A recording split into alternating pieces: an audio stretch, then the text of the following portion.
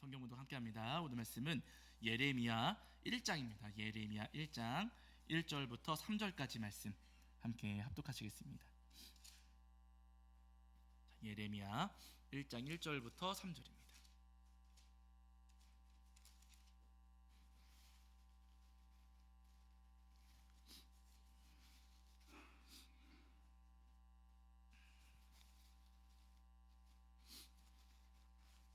예레미야 1장 1절부터 3절까지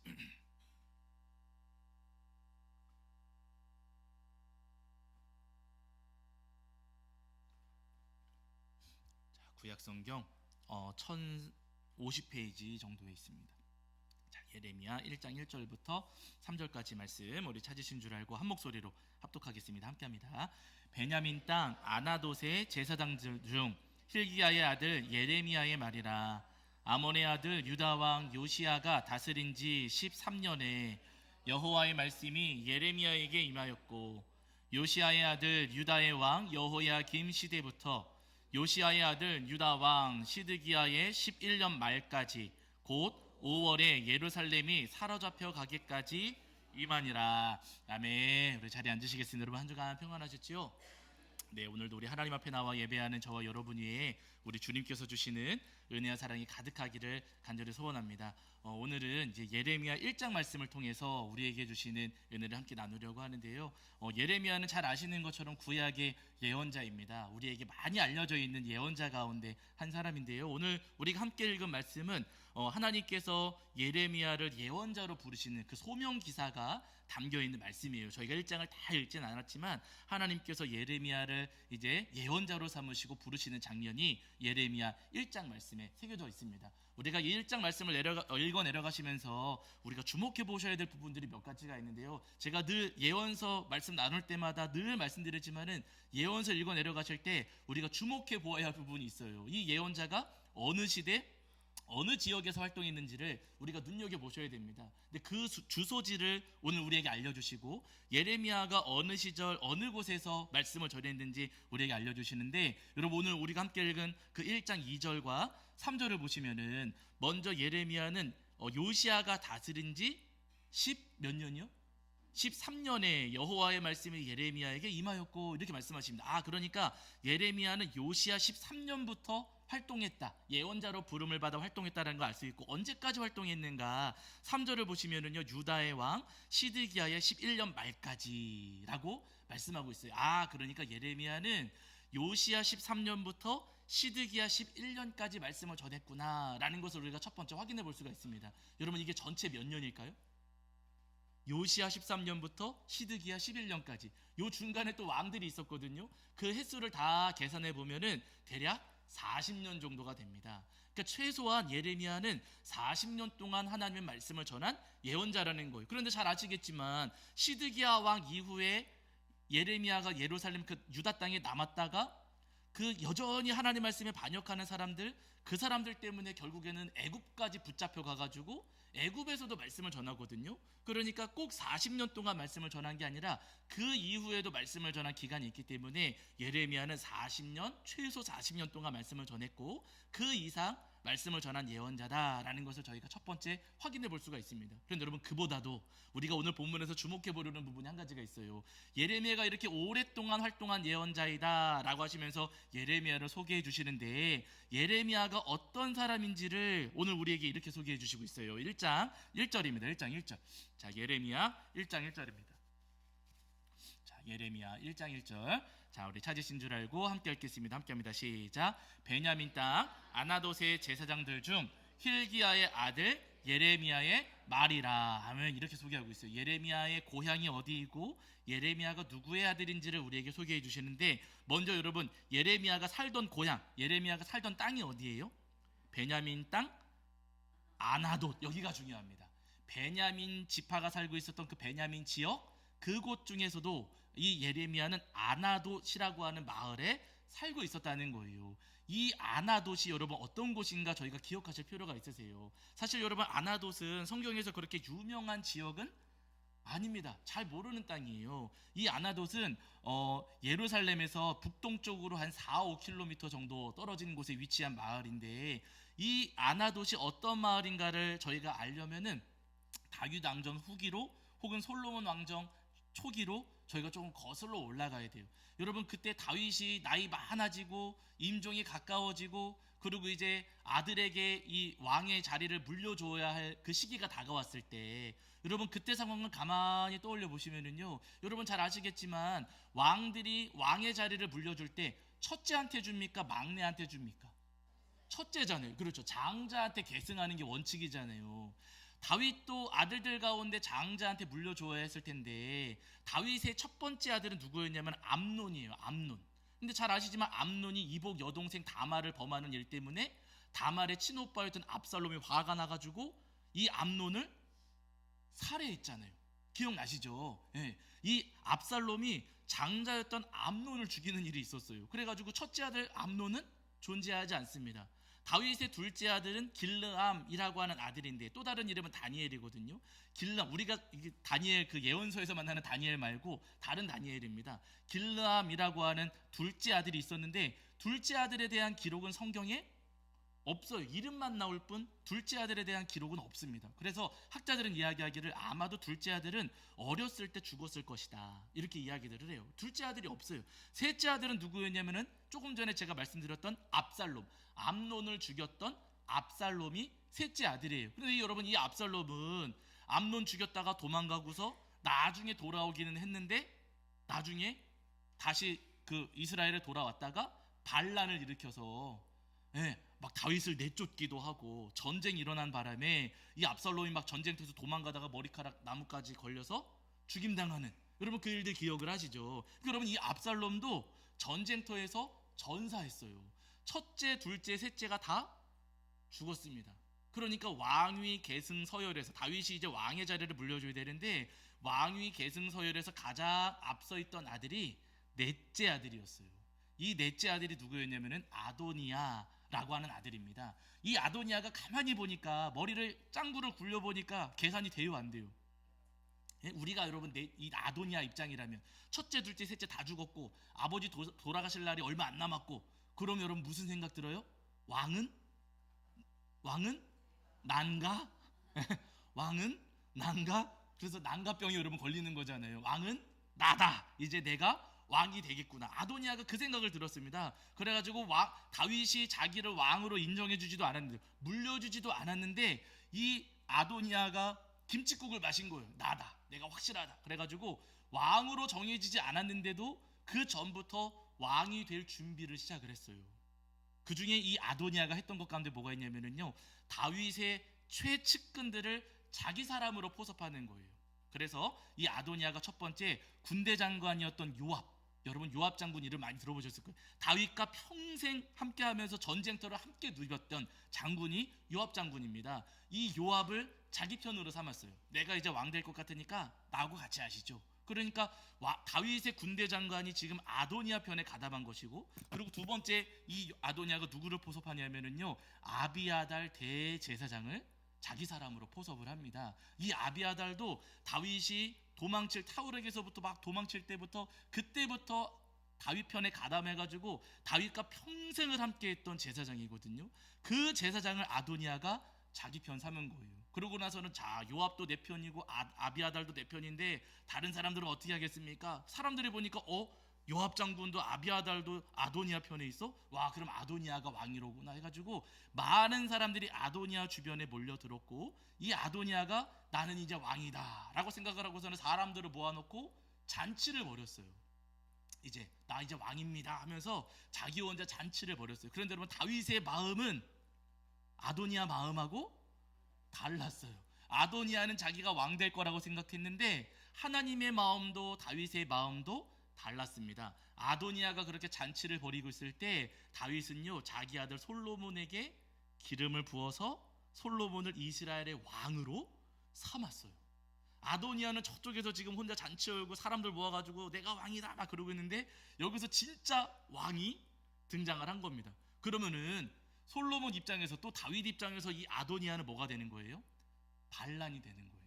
예, 왕의 권한에 도전하고 반역을 일으킨 사람이 되는 겁니다. 아도니아가 나중에 알았어요. 다윗이 솔로몬에게 기름 부었다는 사실을 이 아도니아가 나중에 알고 나서는 그곳에 모여 있었던 사람들이 혼비박산해서 막 다 도망갔습니다. 그러나 결국에는 잡혀가지고 나중에 이제 이 아도니아는 또 다른 잘못을 저지르면서 이 아도니아가 처형을 당해 죽어요. 그리고 아도니아 편에 섰었던 요압 장군도 다윗과 평생 한 장군이었지만 그러나 반란에 가담한 혐의가 있기 때문에 이 요압 장군도 처형을 당해 죽습니다. 이제 누구 남았어요? 아비아달. 그렇죠. 잘 기억하셨어요. 어려운 이름인데 잘 기억하셨습니다. 아비아달 대제사장이 남았어요. 즉 원칙대로라면은 아비아달도 반란과 반역에 가담했기 때문에 아비아달 대제사장도 처형하는 게 맞을 수 있습니다. 그런데 솔로몬이 가만히 생각해 보니까 제사장을, 하나님께서 기름 부어 세우신 제사장을 처형한다? 이게 되겠어요? 안 되겠어요? 이게 마음에 걸리는 거예요. 그래가지고 솔로몬이 어떻게 하냐면요, 아비아달을 죽이지는 못하고 이 아비아달을 파면하여 쫓아냅니다. 성전에서 쫓아내버려요. 그래서 이 아비아달이 쫓겨나서 살게 된 땅이 어느 땅이냐면은 오늘 우리가 예레미야 1장 1절에서 만나는 어느 동네요? 아나돗입니다. 아나돗. 이 아비아달이 그때부터 아나돗에 가서 살게 되었어요. 그러니까 여러분, 이 아나돗이라고 하는 마을은 어떤 마을이냐면요, 쫓겨난 제사장들이 살고 있는 마을이에요. 파면당하고 파문당한 제사장들이 모여서 살고 있는 마을이 아나돗입니다. 그런데 예레미야는 그 아나돗의 제사장들 중 힐기야의 아들이다, 이렇게 1장 1절에서 소개해요. 그러니까 예레미야는 그 아나돗에 살고 있으면서도 제사장의 후손이니까, 그러니까 결국에는 뭐냐면은요, 이 예레미야는 거슬러 올라가면은 아비아달의 후손이 되는 것이고, 쫓겨난 제사장 가문, 파문당한 제사장 가문, 또 쫄딱 망한 제사장 가문의 후손이라는 거예요. 여러분, 사람들이 지나다니면서 이 아나돗을 지나다니면서 이곳에 모여 살고 있는 제사장들 손가락질했겠습니까? 칭찬했겠습니까? 손가락질했겠죠. 이 사람들 옛날에 아도니아 편 가담했다가 망해가지고 여기 온 사람들이야. 이 사람들 쫓겨나서 여기 온 사람들이야. 제사장은 맞는데 이 사람들은 예루살렘 성전에서 아무것도 못하고, 이 사람들은 다 쫓겨나고 파면당하고 망해버린 사람들이야 하는 오명을 뒤집어 쓴 채 수십 년의 세월을 이 사람들이 지금 이 땅에서 살아오게 된 겁니다. 그러니까 여러분, 그곳에 살고 있었던 예레미야의 마음도, 우리의 가문, 우리의 집안은 쫓겨나서 여기 왔다, 망해서 여기 왔다라는 것을 예레미야도 알고 있으니, 여러분, 예레미야의 마음 가운데 자신감이 넘쳤겠습니까? 주눅들어 살았겠습니까? 아무래도 주눅들었겠지요. 우린 망했어. 우리 가문은 반란 일으켰던 가문이야. 우리 가문은, 우리 집안의 제사장인데도 성전에 가서 예배를 집례할 수가 없는 사람들이야 하는 생각을 아마 예레미야도 분명히 하고 있었을 겁니다. 그래서 그랬는지 모르겠지만 나중에 여러분 집에 가서 보세요. 하나님께서 예레미야를 찾아오셔서 예레미야에게 지금 사명을 주시는 예레미야가 뭐라고 대답하냐면, 하나님, 저는 못해요. 하나님, 저는 어리고 저는 말도 못하는 사람이에요. 하나님께서 부르시는데도 자기 스스로 뒷걸음질 칩니다. 그 마음에는 나는 망한 사람이고 나는 할 수 없는 사람이야, 우리 가문은 할 수 없는 가문이야 라고 하는 그 마음이 분명히 있지 않았을까. 그 반응을 통해서 우리가 확인해 볼 수가 있습니다. 그런데 여러분, 중요한 것은 뭐냐면요, 예레미야의 집안, 예레미야의 가문이 분명히 망하고 파면당한 제사장인 것은 맞지만, 그렇게 망신당한 가문인 것은 분명히 맞지만은요, 그렇게 망한 그 가문을 하나님께서 그대로 내버려 두지는 않으신다는 거예요. 그렇게 과거에 아주 창피한 일이 있었고 파면당한 제사장 가문이었을지는 모르겠지만은 하나님께서 그들을 내버려 두시지 않으시고, 하나님께서는 그 망하고 쓰러지고 넘어진 이 가문을 다시 일으켜 세우신다는 겁니다. 그래서 오늘 본문을 보시면은 하나님께서 이렇게 말씀하시거든요. 여기 한 구절만 보실게요. 자, 예레미야 1장 4절과 5절입니다. 1장 4절과 5절. 1장 4절과 5절 읽겠습니다. 시작. 여호와의 말씀이 내게 임하니라. 이르시되 내가 너를 모태에 짓기 전에 너를 알았고 내가 배에서 나오기 전에 너를 성별하였고 너를 여러 나라의 선지자로 세웠노라 하시기로. 아멘. 하나님께서 예레미야를 부르시면서 예레미야에게 하신 말씀이세요. 내가 너를 모태에 짓기 전에, 내가 너를 모태에 짓기 전에 너를 어떻게 하셨다고요? 나는 너를 알고 있었고 내가 배에서 나오기 전에 너를 어떻게 했다고요? 성별하였고, 예, 그리고 너를 여러 나라의 선지자를 어떻게 했다고요? 세웠노라. 내가 너를 알았고 너를 성별하였고 너를 세웠노라. 예레미야, 우리는 망했어요. 우리 가문은 망신살 뻗쳤어요. 우리 가문은 안 돼요. 우리 가문은 반란 일으킨 가문, 반역 일으킨 가문이 돼가지고 우리는 아무것도 할 수 없어요. 예레미야는 그렇게 생각했을지 모르겠지만은요, 하나님은 아니셨어요. 나는 너를 이미 알고 있었고, 나는 너를 특별히 구별했고, 나는 너를 선지자로 세웠다. 다 무너지고 다 망가진 가문이지만은요, 하나님께서는 그 가문의 예레미야를 다시 일으켜 세우시더라는 겁니다. 여러분, 우리도 마찬가지입니다. 우리 삶도 여러분 가만히 돌아보면은요, 여러분 우리 삶 망했습니까? 안 망했습니까? 망한 부분이 있어요, 없어요? 물론 어떤 곳에 어떤 부분은 괜찮은 부분도 있지만은요, 어떤 부분을 보면은 엉망인 것도 있어요. 우리가 우리 삶을 가만히 돌아볼 때 무너지고 망가진 것도 굉장히 많이 있고, 우리 삶에 실수와 실패가 있습니까? 없습니까? 있어요.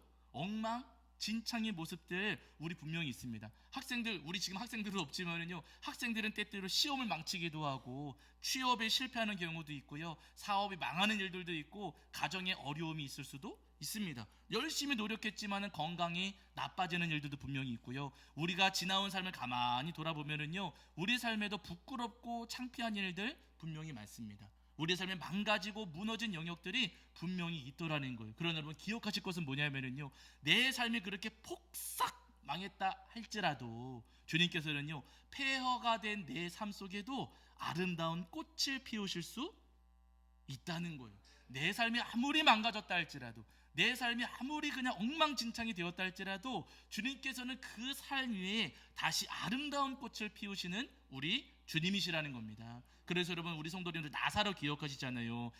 여러분 부자와 나사로 할 때 그 나사로 말고 예수님과 굉장히 친분이 두터웠던 나사로가 있어요. 이 나사로가 어느 날 큰 병에 걸려가지고 죽게 되었는데, 두 여동생들이 나사로의 여동생이었던 마리아 마르다가 가까운 동네에 계시는 예수님께 사람을 보내서 예수님 우리 오빠가 지금 죽게 생겼습니다. 얼른 오셔서 우리 오빠 병 좀 고쳐주세요. 예수님께 소식을 전했어요. 근데 여러분, 예수님께서 그 소식을 듣고서도 바로 오지 않으시고 이틀이나 더 머무셨습니다. 그 바람에 나사로가 죽어버렸어요.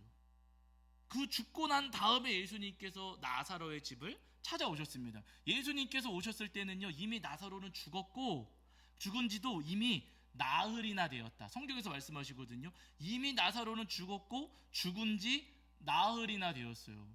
그럼 여러분, 소망이 있습니까? 없습니까? 소망이 없습니다. 살아날 가능성이 있어요? 없어요? 없어요. 그럼에도 불구하고 예수님께서 나사로의 무덤 앞에 가셔가지고 그 무덤의 입구를 열어놓으신 다음에 예수님께서 그 무덤에 지금 누워있는 나사로를 향해서 예수님 말씀하세요. 나사로야, 나오라. 예수님께서 말씀하십니다. 소망이 전혀 없고 지금 이미 시체가 부패하기 시작을 했어요. 그런데 아무런 소망이 없는 그 나사로, 누워가지고 일어날 가능성이 전혀 없는 나사로였지만은요, 예수님께서 큰 소리로 나사로야 나오라 외치시니까 여러분 어떤 일이 벌어집니까? 죽었던 나사로가 걸어서 나오는 엄청난 표적과 이적이 일어났습니다. 여러분, 우리도 마찬가지입니다. 예수님께서 나사로의 이름을 부르시면서 나사로야 나오라 말씀해 주셨던 것처럼, 여러분 예수님은 지금 우리의 이름을 불러주시고 계세요. 우리가 다 망했을지라도, 나에게 소망이 없고 여기저기 엉망진창이고 실패할 실수로 가득한 삶이라 할지라도, 여러분 주님은 우리의 이름을 부르시면서 일어나라고, 나오라고 오늘 우리에게 분명히 말씀하시고 계십니다. 바로 여러분, 내 이름을 불러주시는 예수님, 지금 나에게 나오라고 말씀해 주시는, 또 소리치시는 예수님을 소망하시면서, 주님 오늘 저의 이름을 불러주셔서 넘어지고 쓰러진 삶이지만, 또 실패와 실수로 가득 찬 삶이지만, 그러나 하나님 저의 삶이 다시 일어서게 하여 주시고 저의 삶에도 주님 피워주시는 아름다운 꽃이 가득할 수 있도록 주님 도와주시옵소서 기도하시는 저와 여러분이 되기를 주의 이름으로 간절히 축원합니다. 여러분, 우리가 잘 아는 성경의 인물, 제가 조금 전에도 말씀 들으면 다윗 기억하시잖아요. 다윗이 골리앗 때려잡고 나서 승승장구했어요. 어린 나이에 골리앗을 때려잡고 나서 승승장구해가지고 이스라엘의 막 군대를 지휘하는 아주 높은 자리까지 올라가게 됩니다. 그런데 다윗이 그렇게 높은 자리에 올라가니까 그때부터 사울이 이제 다윗을 미워하기 시작을 했어요. 사울이 다윗을 미워하고 다윗을 죽이려고 하니까 다윗이 어쩔 수 없이 사울왕을 피해가지고 막 도망 다니는데 도망갈 곳이 없는 거예요. 숨을 곳이 없었어요. 그래가지고 이 다윗이 살기 위해서 어디로 도망가냐면요, 블레셋으로 도망갑니다. 자기가 돌 던져서 죽였던 골리앗이 어느 나라 사람이에요? 블레셋 나라 사람이에요. 그런데 이 다윗이 자기가 자기 손으로 그 골리앗을 죽여놓고서는, 블레셋의 골리앗을 죽여놓고서는 다윗이 자기 살겠다고 블레셋에 가가지고 망명 신청을 한 거예요. 살려달라고. 다윗이 와가지고 왕 앞에 가서 나 이 땅에서 살고 싶다고 이야기를 하니까 여러분, 주변에 있던 신하들 그리고 그 나라의 블레셋의 왕이 믿었겠습니까? 안 믿었겠습니까? 안 믿지요. 아니, 얼마 전까지만 해도 우리하고 막 맨날 치고받고 싸우던 사람이 지금 와가지고 살려달라고 여기 살겠다고 하니까 블레셋 사람들이 믿질 않았어요. 내쫓으려고 하는 겁니다. 그랬더니 여러분, 그때 다윗이 어떻게 하냐면요, 그 왕 앞에서, 블레셋 사람들 앞에서 미친 척을 해요. 살기 위해서 침을 질질 흘리고 정신 나간 사람처럼 벽에다가 뭐 끄적끄적하면서 미친 사람 흉내를 내는 거예요. 살기 위해서. 여러분, 살기 위해서 미친 척 행세한 적 있으세요? 없으세요? 그 정도는 없잖아요. 내가 살기 위해서 그 정도까지 내 자존심을 내팽개치고 침 질질 흘리면서 그 정도까지 내가 망가진 일은 우리는 사실은 없어요. 그런데 여러분, 다윗은요, 살기 위해서 그냥 침 질질 흘리면서 정신 나간 사람 행세를 한 겁니다. 그때 여러분, 다윗의 마음이 얼마나 비참했을까.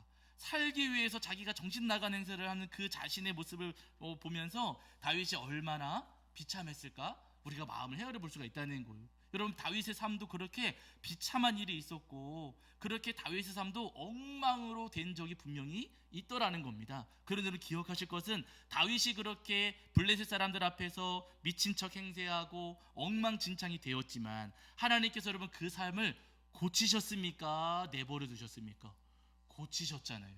엉망진창이었지만은요, 하나님께서는 그런 다윗을 보호해 주셨고 고쳐주셨고 세워주셨습니다. 다시 일으켜주시고 다윗의 길을 다시 하나님께서 열어주셔서 이스라엘의 왕이 될 수 있도록 하나님께서 도와주셨다는 거예요. 망가지고 망한 삶이었지만 주님께서는 그 삶에 정말로 아름다운 꽃을 피우게 하셨습니다. 다윗만 그런 게 아니고 여러분, 삼손도 보시면 하나님께서 삼손을 특별히 구별하셔가지고 삼손에게 큰 힘을 주셨잖아요. 이 삼손이 또 블레셋과 어마어마하게 싸움을 치렀고 삼손이 큰 승리를 날마다 가져왔습니다. 그런데 잘 아시겠지만 이 삼손이 그렇게 하나님의 은혜로 큰 힘을 가지고서 많은 일들을 하기는 했지만, 그러면서 동시에 이 삼손은요, 뭐 좋아했어요? 맛있는 것 가운데 술 좋아했어요.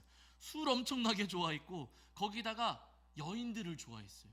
이방 여인들도 마다하지 않고 그냥 여자라 그러면 졸졸졸 쫓아다니는 그런 사람이었습니다. 사사라고 하면서도 자신의 삶을 거룩하게 구별할 줄을 몰랐던 거예요. 그래가지고 그 술 마시다가 또 여인들 쫓아다니다가 결국에는 이 삼손이 자기 힘의 상징이었던 머리카락이 잘려졌고, 머리카락이 잘려지면서 하나님께서 주셨던 힘, 하나님께서 다 거두어 가셨습니다. 힘을 완전히 잃어버렸어요. 그러니까 그때 블레셋 사람들이 와가지고 삼손을 꽁꽁꽁 싸매어서 묶은 다음에 삼손의 두 눈을 뽑아버렸어요.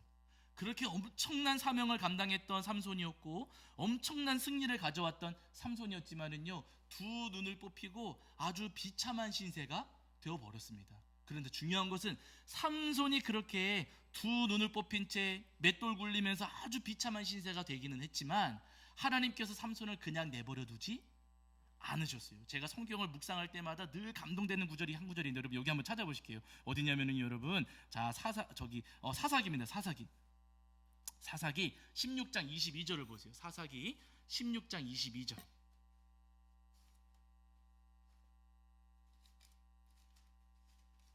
사사기 16장 22절입니다. 자, 16장 22절. 구약 성경의 390페이지입니다. 390페이지.